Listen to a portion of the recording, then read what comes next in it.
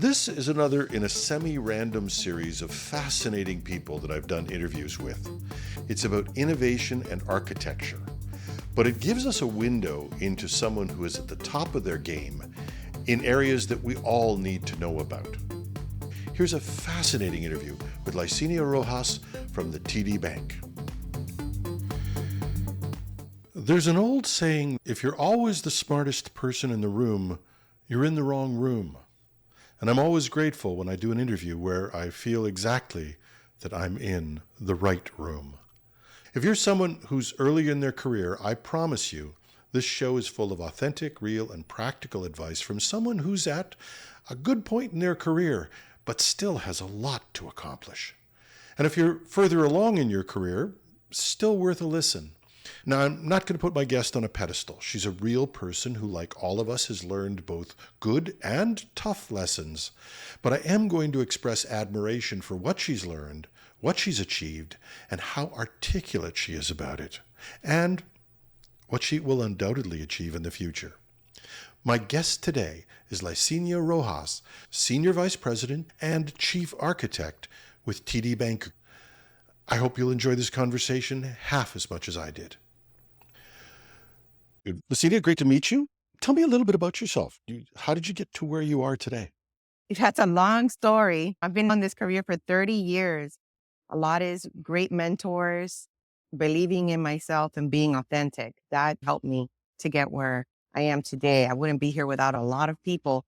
And that starts at home with my mother that believed that when she came to this country with my father, when we came to the US, that she was going to bring a better life to us. So it starts there, having that someone believing in you and then you fulfilling on that dream because doors open for you and you have to work hard. There's no shortage of that you have to actually work hard too.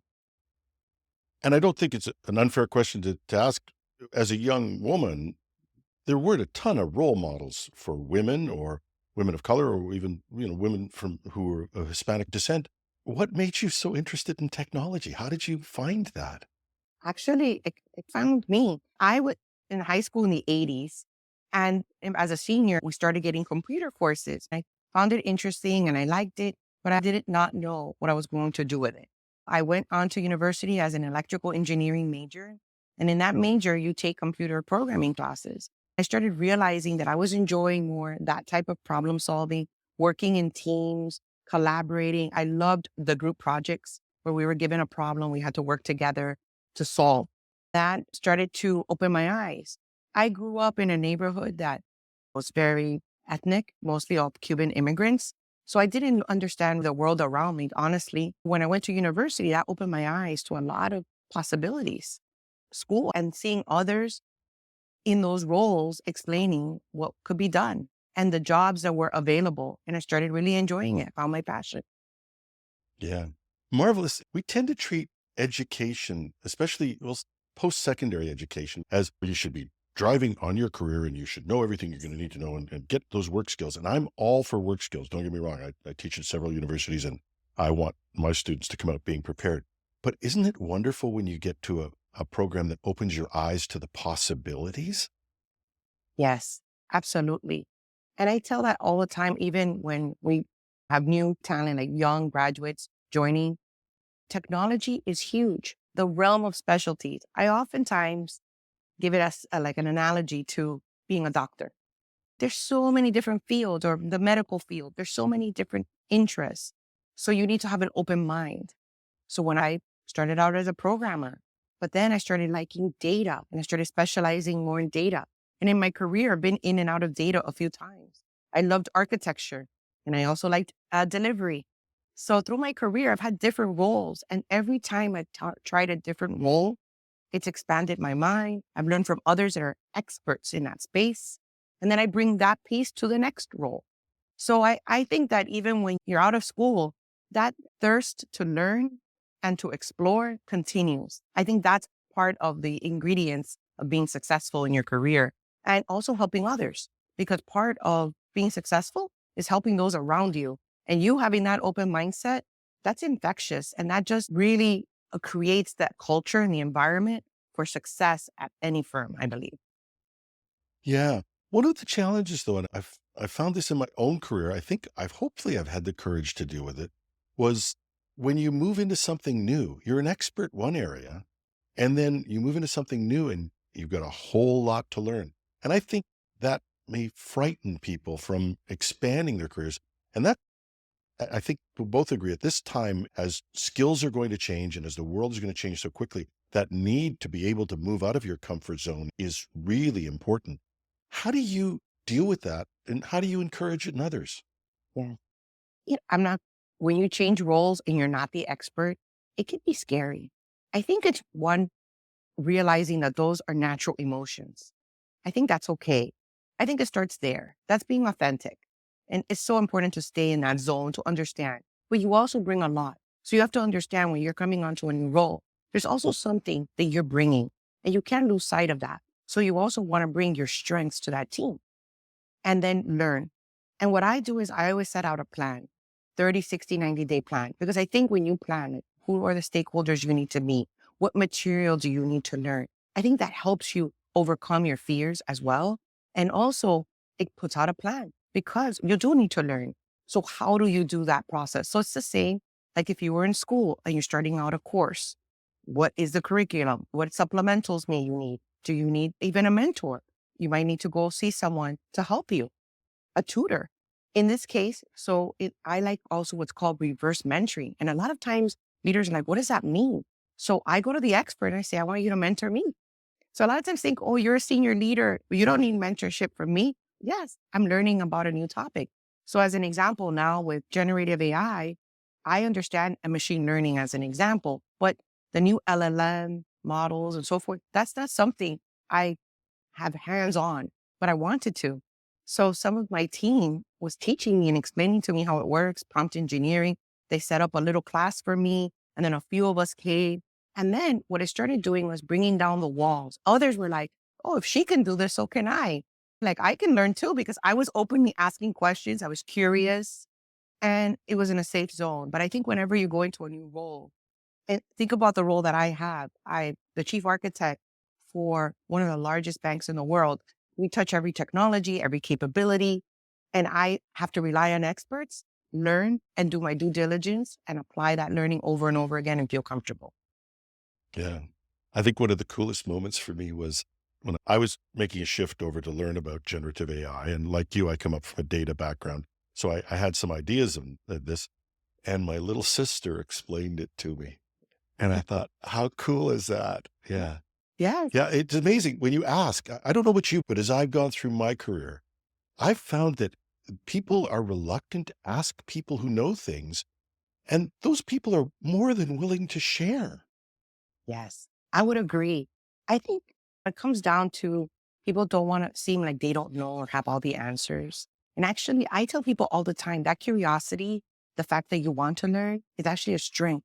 It's a superpower, and use it. Because one, we all know that not everyone has all the answers.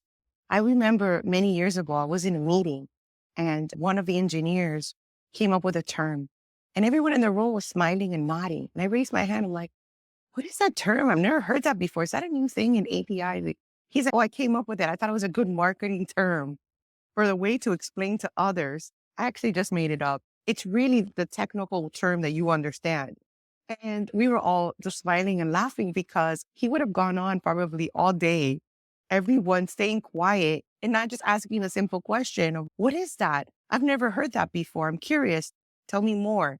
And he actually broke it all down and he explained why he was using a different term, because he felt that it was intimidating and he wanted to break it down into smaller pieces to educate others on it and to like make it feel less risky. And so he was giving a little marketing spin to it, which I thought was really like unique and a great way to think about. Sometimes we can, with words, make people feel intimidated. And he was self-aware to say, hey, I'm going to do a little spin. I know it's not the actual word, but it helps people connect. Yeah, this is an industry failing. I have to confess, I was close to 50 before I realized I didn't have to know everything. I had a boss who happened to be a woman who looked at me one day and said, I don't know what term you're using. And I went, what? Because the usual thing is, what, you don't know that? And she looked at me and said, I don't have to know everything. I'm asking you to explain it to me. And I felt with little coaching, once I got past that, my career was much more enjoyable. Yes, I would agree. And I think we have to embrace it. It's part of learning. No, I think that there's the other side of it, which I mentor people that know and don't speak up. And Mm, then they hold back. And that's happened to me, especially when you're in a room and early on, I wasn't sure, should I speak up? Should I say what I think? And then you have to remember that you're there because people want to hear what you think, but sometimes you're not sure. So I would say there's the opposite, that sometimes we don't give also others the room to speak. So I oftentimes in a room, if someone's getting interrupted, I stop the conversation and I try to let someone speak. Or if I see there's an expert in the room, I prompt them to get the space to be able to speak. If I think they're holding back because they might be intimidated by the titles in the room, and I think that's something we could do a better job of and continue to push upon. And we do see that more so in women or in other underrepresented groups, that they might hold back, even though they're the most knowledgeable and expert in the room. So that's something I keep an eye on. I won't say I'm always perfect at it, but with something that's my commitment to just continuously create an inclusive culture. And that's true of experts, even whether you're underrepresented or not, you're typically underrepresented if you're a true expert. So giving you the floor. yeah. One of the things that I've tried to do in meetings, and having learned again from my mentors, was to say that when that quiet person talks, everybody shut up and listen. Because Yeah. they talk because they really have something to say. And I've been coached in the reverse, actually. Somebody took me aside one time and said, Jim, in a meeting, when I ask you, what do you think? I don't need to know everything you think. Yes, I got coaching on that once. So once, because I'm detail oriented, I can't help myself. I want to tell you how we're going to create the spaceship. And so then Yep. I make the coaching I got, and it was valuable. Answer the question, yes or no. And then you ask if they want more detail, because sometimes it's not the moment. And that was very valuable coaching. I do give that coaching to experts because I've been an expert in a domain and we can go on and on at times. And we lose the audience. They almost forgot like what you said at the beginning. And so I do sometimes, depending on where I'm going, I write little post-its for myself. Pause, breathe, ask if they want more. Like just reminders, because I get excited about technical topics and I could go on. Yep. Yep. And I think I was talking to one guest yesterday, and she said that when she's advising people on what to do with their career, she says, find something that gets you out of bed in the morning. Find you something you're excited about. And that natural excitement leads sometimes to, I want to tell you everything I do. Yes. Yes, that is true. And I would agree with her that you want to do something that you're passionate about and excited about. You also want to work somewhere that excites you. I would say culture Yes. becomes such an important factor. And I learned that through my career. I've worked, I would say, for amazing companies, but I worked for one that the culture wasn't great. It was a short stint, 9 months. And I share this a lot when I mentor others because I had my first job and I felt like we were getting married, my husband and I, thinking we were wanting to buy a house, wanted to make more money. I was in that place where you were just getting like the standard bumps that you get every year. And Yep. a friend of mine encouraged me, you've been here for 5 years, start looking out. And it was a significant bump, but I didn't do my due diligence on the culture. I didn't understand what it really meant. I just thought, oh, it's a good company. And it didn't have that culture. It was very cutthroat. And they really weren't inclusive. It didn't really have that diversity culture.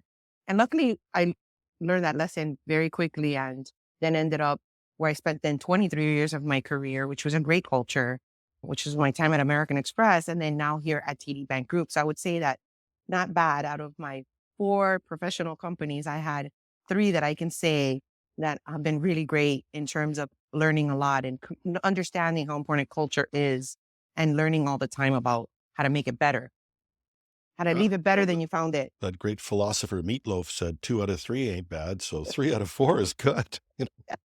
I think so. I think so. Yeah. But we underestimate that, how important that is. I would say be passionate and know where you're working, the culture, the values of the firm, all those things, because it's undoubtedly when you're working, there's days that are not that great, that don't go your way. But then it's all the other parts that keep you going. It's like your personal life as well. Not everything is always swimmingly going exactly the way you planned. No. Let's talk about where you are today and tell me about the bank and what you do there. So one of the roles that I play in as being the chief architect, I have responsibility over the modernization strategy for the bank.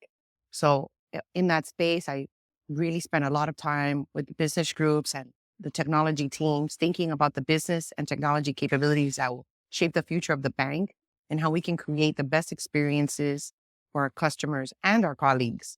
So that's an exciting area to own and drive. It's a multi-year roadmap, and of course, there's things like generative AI that come in that then I have to reevaluate those roadmaps and plans around how do we leverage this technology? How do we think about it differently?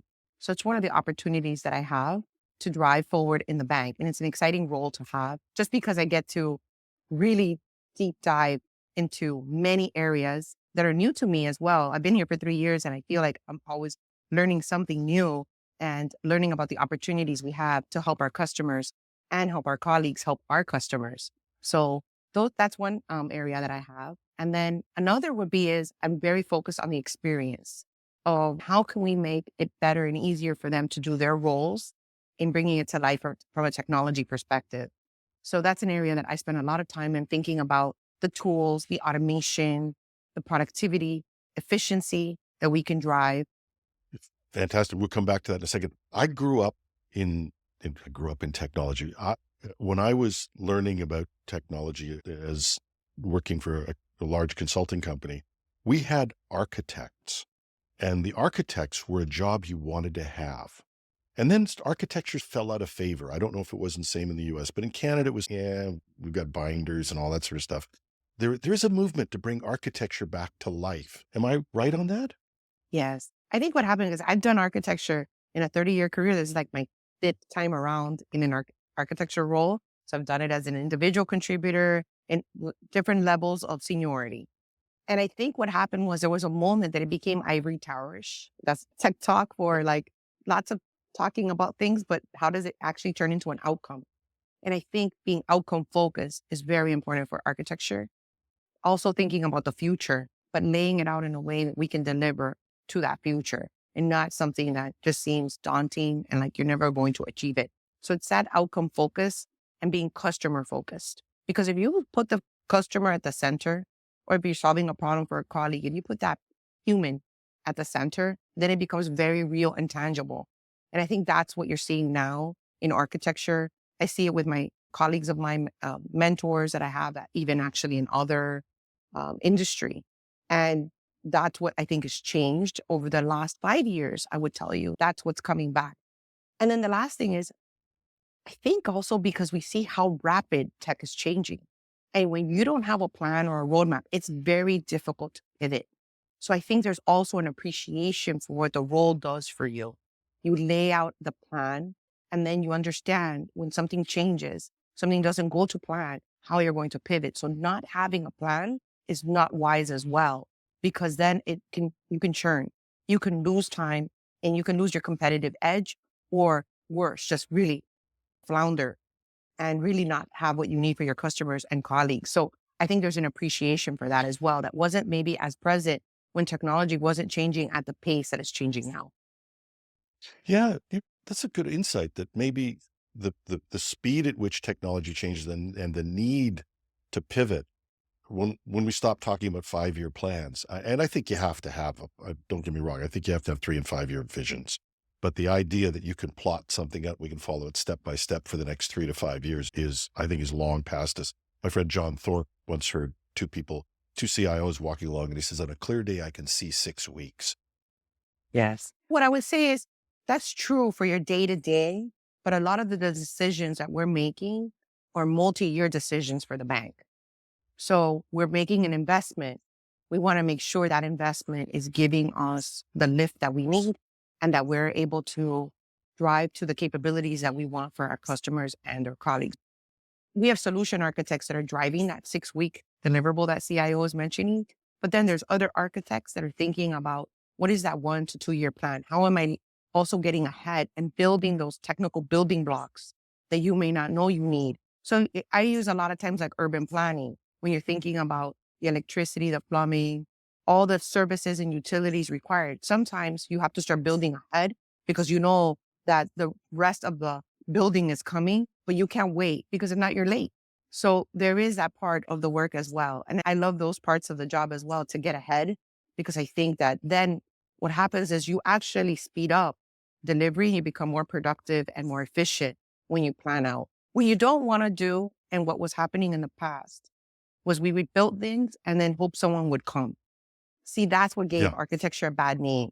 So it was like, oh, we'll just build these things that no one knows what they're going to do with it. So that's why you have to be outcome focused, customer focused, because you're really building to solve problems. And sometimes you are building ahead, but because you know you're going to get there, it's not like something that would be, we don't even have a clue how anyone's going to use this. It's just really out there just for the sake of tech. We don't want to do that. But what I would say is I do participate in our innovation. I play very close role to our innovation team. We at TD, we call all our innovation work under TD event. But many of us participate that it's company wide. It's an enterprise initiative. And we do test things out because we do need to learn and experiment. But now that has a scope. It follows a life cycle. It has a framework, a risk framework that we follow and we understand. We are doing some experimentation, and those investments are smaller. It's for us to understand and then see if it goes somewhere, or we're following a trend, a tech, because we want to stay close, but we're not ready to understand how does it fit into our overall plans and how will we use this technology. So there is some, but in the past, maybe that there were groups in architecture where they were trying to push that to be quite large and extensive across an organization. And that's, I think, some of the things that threw things off, Jim. Yeah. And I think the idea of, and here's my thought process on this, is that one of the challenges that we have in technology is that we, and you've said correctly, need to be driven by outcomes. I think that has been one of the biggest transformations in technology since I've been in doing this. But we need to be driven by outcomes, but we can only build capabilities. And that bridging that gap has always been a difficult struggle for us. And you seem to have at least worked out a way to link the end outcomes and the end users, I hate the term users, but the customers and the people who use the technology with the technology itself. How do you do that? You're right about outcomes. And I thought that was powerful. And you're using it everywhere I go because it really is the North Star. But to now get to how do you make it real? Because that's really hard, right? We can say things and how do you make it real? You have to define what good looks like. That's hard work. What does good look like? And when you understand what good looks like, and then you understand where you are, you start mapping from where you are to what good looks like. And then what's interesting about what good looks like is you have to understand where do you want to be in that spectrum. So there's things that in certain capabilities, it's a commodity. You're not going to really differentiate. So you want to have it at a certain level of good. But then there's certain areas where you really can differentiate and stand out from a competitive standpoint. So you're going to invest in a different way, and you're going to plot that plan and move along in a different angle so that you can be then the competitor in that space, the one to follow, the one others are going to follow. And I think that's the spirit, at least at TD Bank. We've always looked at ways to innovate. And I think you have to understand also where you play and where you don't. When you try to be great at everything, that's challenging. And so you have to understand what good looks like, where you're going to be great, and where you're going to be good. And that I think is very important. So that's how I look at it, because that's pragmatic. So there's a pragmatic approach to also driving to your outcomes. And getting back to our earlier talk about this, is that you could only do this with people. And I think you've wrapped that in the term human-centric innovation. Yes. Can you tell me more about how you deal with both of those? Yeah. So for customers, it's understanding customer needs and how do we solve what customers are coming in to talk to us at our branches, our stores, what we're hearing from them on their phone, when we have our different associates out on the field, talking to our customers and understanding how to be there for them and what's on their mind. How can we bring them to solve problems for them?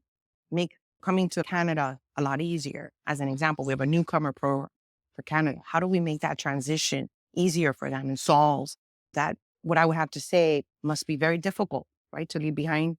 I didn't experience that myself. I was born in the United States, but my parents were newcomers, in this case to the United States. But we have this program in Canada. So one is really understanding your customer. And you could do that through that customer like feedback sessions that we receive, really being in tune with your customer. And it's the same with colleagues, doing the round tables, listening to them, sitting and understanding how are they using these tools. When I joined the firm, I must have met, I think it was over 700 technologists. And I actually, out of the 700, I want to say about 70 plus, about 10%, I actually sat down and shadowed and worked with them. And I wanted to know, take me through your day. What does it look like? How can I help you? And I think that makes an impact when you're that close and you start to understand. And then, but it's not you walking away and thinking you have all the answers. It's asking a question. How do I help? What's your idea? What would you do? And it's amazing. Like engineers will tell you, they get excited. This is what I would do. And oftentimes I'll have someone drop me a note, an email. They've had a plan and they just need someone to listen to their idea. Later today, I have a meeting with someone that had an idea about how to solve a problem in their area, irritants that we like little things that irritate. Can you tell me a little bit more about it? It seems to be a really excellent way to reach employees and get suggestions. Yes. So what I would say is it's a platform, it's a system. It's very easy. So that's the great part of it, because if you create a lot of friction, people don't use it, right? So it's very simple. They put in their idea and then this idea is reviewed. And many of the ideas that are submitted, then that's why people get excited, are actually actioned. So they go to the different teams, since we're in agile teams, the different product owners will look at the ideas being submitted and say, oh, here's some ideas of things we could solve for. Let's put it into our backlog. Let's put it into the next PI, into the sprints, because we have this continuous improvement culture. It helps us action. I've been on other instances where you have ideas and they just sit there. And then people stop giving them to you because they're like, nothing happens. So it's about actioning. Now, if you don't action the idea, giving that feedback on the why. So as an example, it could be, we've looked at that idea in the past and we at this time can't make that change because that change would need to be with a outside third party. And so we will bring it up to them. So at this time, we're not in control of that change, as an example, because it's what the tool you're seeing is actually a third party tool, but we will bring that to their attention because obviously we're a customer of theirs, but we might not be able to action it as in the speed that maybe the colleague was looking for. So I think that two-way conversation is also very important. And then we also have a patent program as well, and we celebrate our inventors. So I think also reward and recognition, and people with the top ideas and patents are celebrated throughout the company. So there's different reward and recognition. So it's actioning, making it real, rewarding and recognizing. So I think it's that combination that has made it successful. I wanted to ask you one of the questions I wrote down. I do this conversationally, but I do try to write some questions that I was going to ask you about how you overcome the cynicism that runs through engineers and programmers and technical people. But I think you may have answered that. But we are a cynical group. And I think how do you bust past that when you meet someone? Yes. I'm part of that crew. So I'm not going to say I have a problem with impatience. Things should always go faster. I always want more. But I view that as also a great trait in the role that I bring, right? You would want someone that has some level of impatience in this role. But at the same time, it's about being pragmatic. And I always, in every change or transformation, is bringing others along and explaining the journey. Just recently, I had my leadership team. So these are all what we refer to as our distinguished level architects, as well as my executives in the organization. We met and I took them through a journey of the last 3 years, all that we've accomplished. And some of the roadblocks we've also hit and overcome.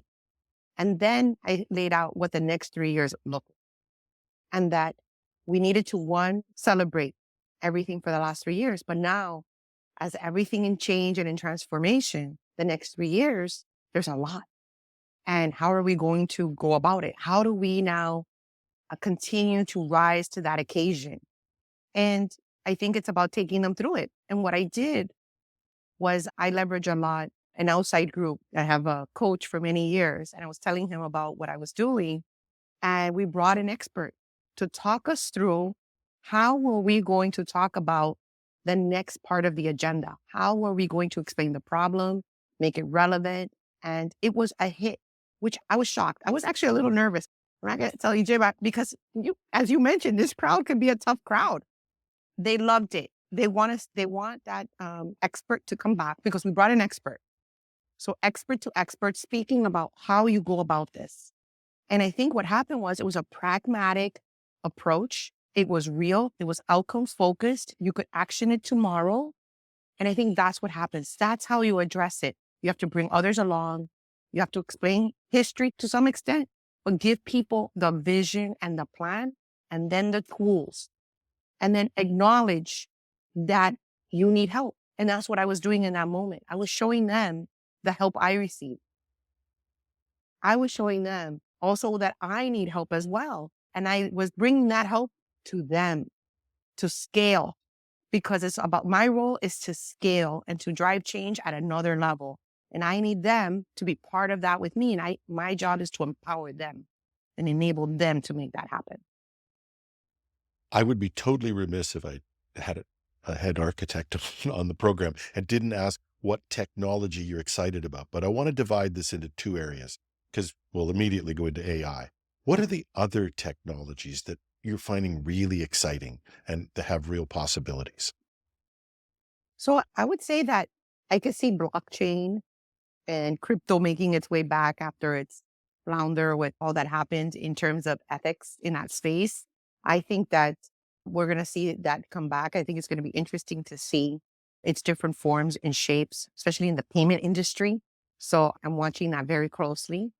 A second one I would say is a lot of folks were not too excited about metaverse and leveraging type of technology for learning, for thinking about how people might want to interact with each other. I think there's going to be different applications. We see it already and coming into the corporate world, because we see it in the world around us in the consumer sense.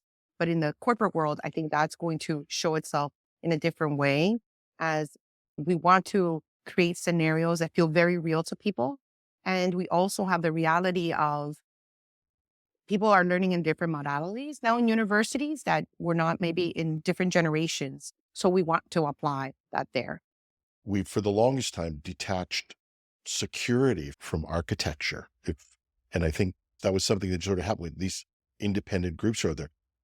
Yet in a controlled industry or in an industry where you take care of people's money, security must be top of mind. How do you keep that front of mind and from not keeping you from making progress, if you understand my question?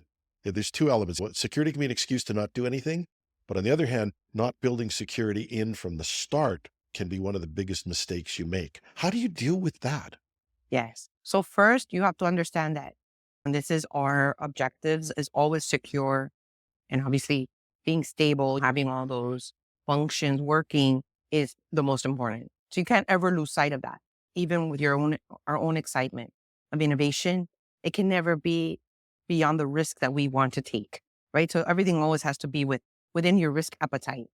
So always you want to be secure. But how you solve that problem is you automate and you bring in the defenses, the layers of defense that are needed in an automated way.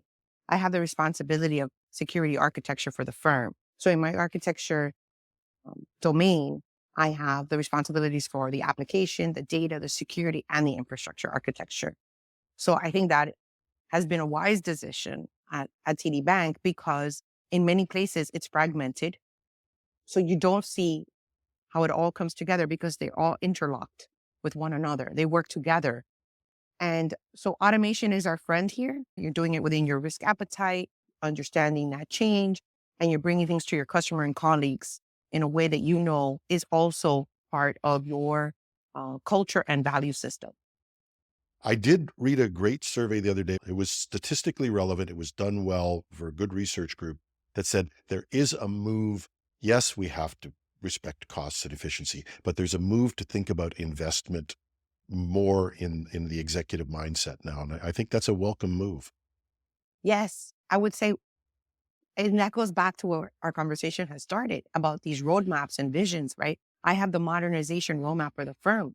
So we have a roadmap and we make adjustments every year. We look at where are we? How are we going against that roadmap? What's changed? What's different? And that's very important to be methodical around your investments, having that conversation with your finance team, your risk teams, right? It's not just a technology conversation. You want to talk to the other experts as well and have a outlook. So I think you're seeing more and more of that happening. Back to how fast things are changing. It's hard if you don't know where you are to change or to pivot. So always knowing where you are is also just as important as knowing where you're going.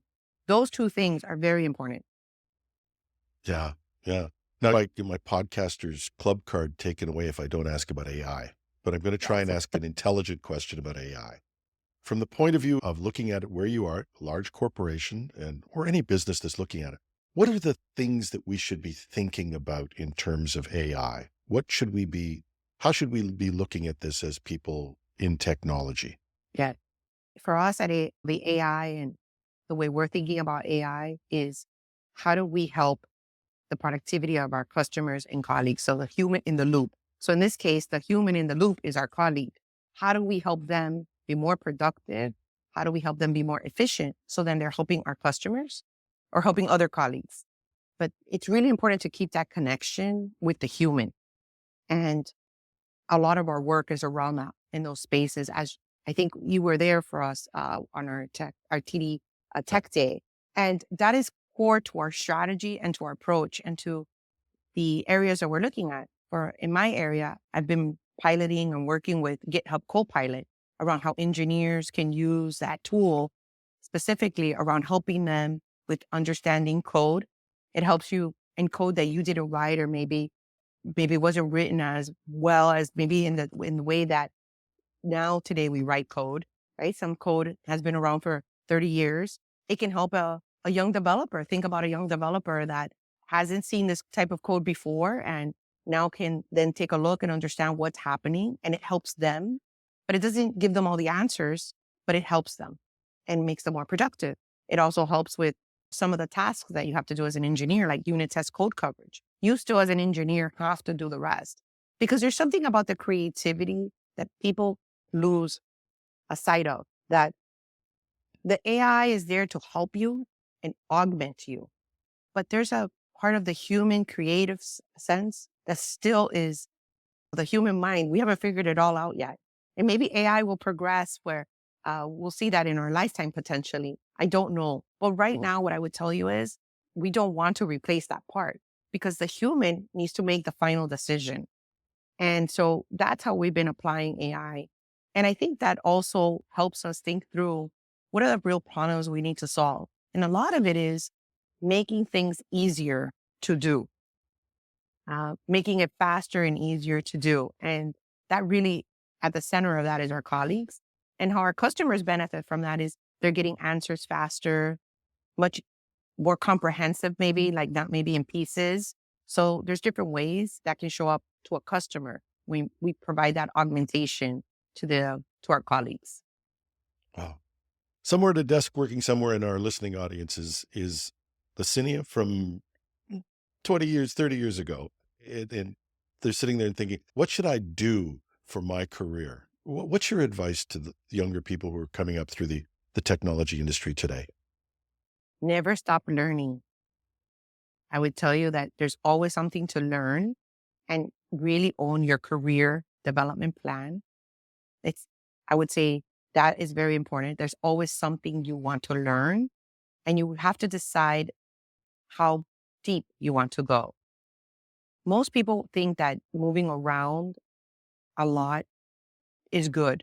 And I would say, yes, there is something to, I've done a lot of lateral moves, but I've also spent time in roles, 3, 4, 5 years to develop the expertise.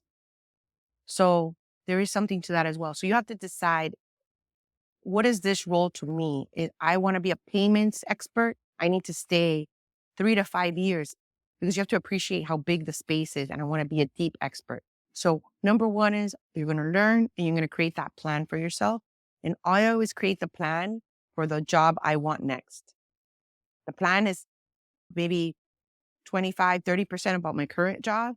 And the rest is about where do I want to go next? Because it's about pushing myself. So that's that piece of advice. And the second is mentorship. Seek out mentors, be part of a network.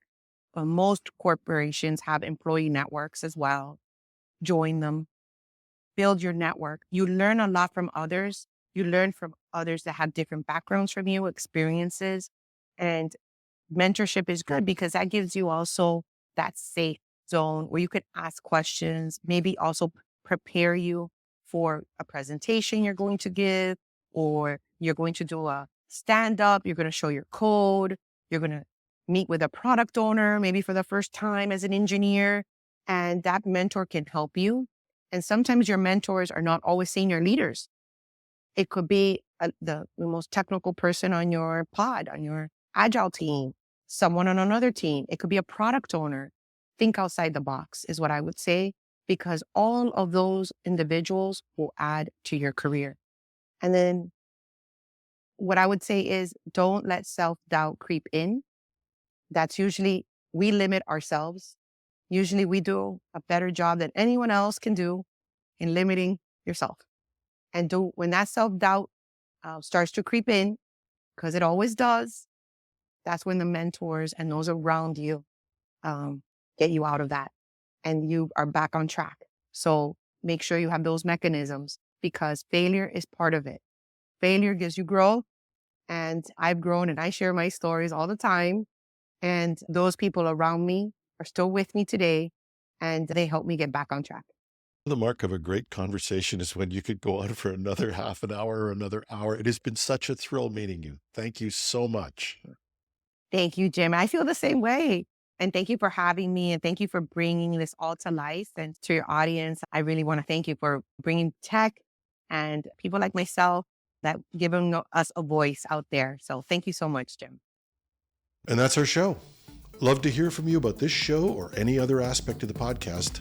A number of you have connected with me, either emailing me at editorial@technewsday.ca or on LinkedIn. And as I've said, I rely on all of you out there to keep me in touch with the real world. Thanks for tuning in. You have busy lives and lots to do with your time, and you chose to spend it with us. We appreciate it. I'm your host, Jim Love. Have a great weekend.